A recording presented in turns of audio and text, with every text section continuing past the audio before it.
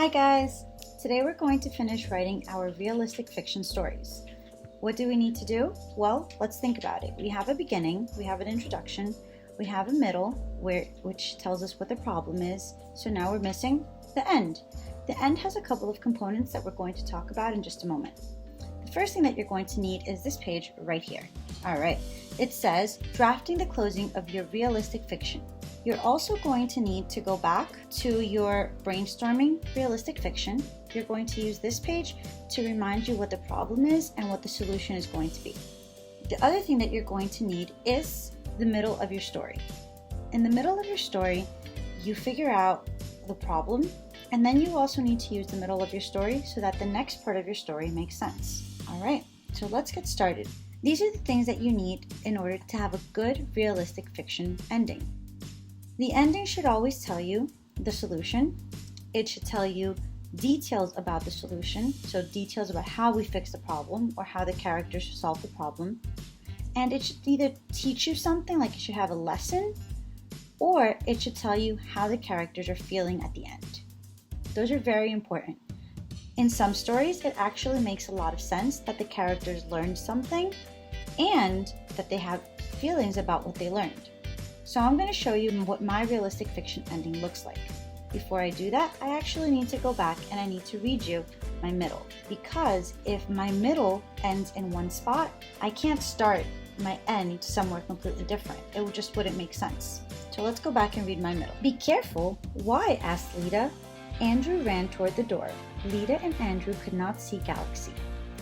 Andrew exclaimed, Galaxy ran away! Lita began to cry. She sobbed loudly as tears ran down her cheeks.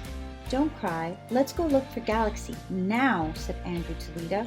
Lita nodded her head and followed Andrew to the backyard to look for Galaxy. Galaxy, Galaxy, where are you? Shouted Lita and Andrew. So I know that this was a problem in my story, and I know what I want the solution to be. I remember thinking that my solution was going to be that Lita and Andrew put a fence around their backyard, and now Galaxy can't run away anymore. But if my middle ended with me saying, Galaxy, Galaxy, where are you? Shouted Lita and Andrew. Should the next part of my story be, Lita and Andrew built a fence? No, right? It makes sense that first they find Galaxy and then they decide to build a fence. So that's what I thought about as I was writing my realistic fiction ending. And this is what I wrote. All of a sudden, Galaxy jumped out from behind a bush. Lita ran to hug Galaxy. My beautiful kitty, shouted Lita. Andrew smiled. We need to build a fence, said Andrew. A few days later, Andrew and Lita were finished building the fence. Now, Galaxy would be able to happily run around the backyard. Lita, Andrew, and Galaxy were thrilled. Thrilled is another word for excited or happy. Galaxy never ran away again. So, my story makes sense, it follows a logical order, and it does have the components that we did talk about. Remember, we talked about the ending. The ending should have the solution, which is how we solve the problem. It should have details about the solution, which tells me how they solved it. And then it should have a lesson that the characters learned and or their feelings.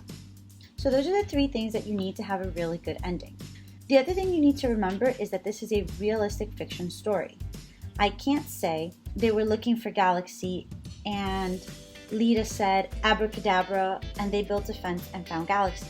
That doesn't make sense because that doesn't happen in real life.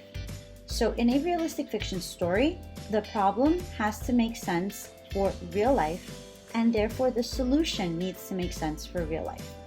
So let's go back and check to see if I have all of my components. Well, do I have a solution? Let's see. All of a sudden, Galaxy jumped out from behind a bush. So my story actually had two problems. The first problem is that Galaxy ran away. And here we solve one of the problems.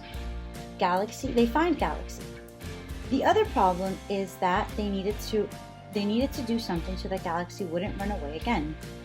So let's keep going. Lita ran to hug Galaxy. My beautiful kitty, shouted Lita. Andrew smiled. We need to build a fence, said Andrew. Oh, there it is. There's a solution to my problem. And check. I have a solution. The next part says details about the solution. So how did we solve the problem, or what did they do? Sometimes it just means you have to write a little more about it. We need to build a fence, said Andrew. A few days later, so those are some details. That tells me that it took them a couple of days to finish building the fence. A few days later, Andrew and Lita were finished building the fence. Problem solved with details. Now, Galaxy would be able to happily run around the backyard. Lita, Andrew, and Galaxy were thrilled. Galaxy never ran away again. So I know that I gave details about the solution, and as part of the details of my solution, I actually also told you their feelings. And when I tell you about their feelings, those are actually details as well. So I did tell you the feelings. They felt thrilled. And did the characters learn a lesson? Well, my characters didn't actually learn a lesson. However, they did learn how to build a fence so that their cat won't run away. It's not really something that they learned that they can always use, but it's something that they learned that would help them in this particular story. It helped them solve this particular problem. So even though it wasn't a lesson that they can apply everywhere else, they can actually still say that they learned a lesson. So I met all 3 components. I was able to use all 3 components in order to write an ending. Remember, these 3 components help you write a good ending.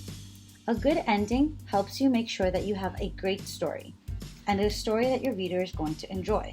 So when you're going to write, make sure you add these 3 things. So when you're writing your ending, make sure that you include these 3 components.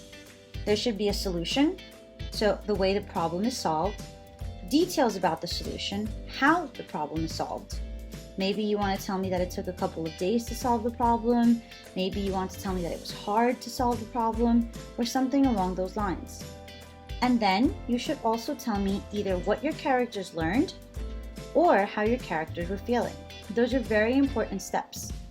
These 3 things help ensure that you have a good ending, and it helps your readers stay engaged and they enjoy your story even more. All right, so go ahead, give it a shot, and I'll see you soon. Bye.